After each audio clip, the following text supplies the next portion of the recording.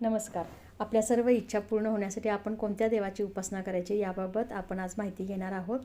इथे तुमच्या जन्मपत्रिकेतील जन्मलग्न कुंडली दाखवलेली आहे.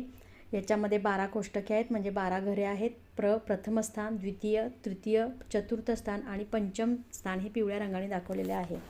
तर या पंचम स्थानामध्ये प्रत्येक ह्या कोष्टकामध्ये अंक असतात. तर पंचम स्थानामध्ये जो अंक आहे तो म्हणजे राशीचा अंक आहे, ती राशी कोणती आहे ते पाहायचं.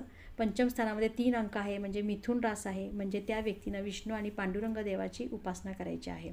तर याच्यामध्ये 5 क्रमांक असेल पंचम स्थानामध्ये, तर त्या व्यक्तीची पंचम स्थानाची राशी सिंह आहे आणि त्यांनी महादेव आणि सूर्यदेवाची उपासना करायची. तर इथं मी सगळ्या देवांची राशीसाठी कुठल्या देवांची पूजा करायची, उपासना करायची त्याबाबतची इथं माहिती दिलेली आहे. ती तुम्ही पाहू शकता आणि चॅनलला सबस्क्राईब करू शकता.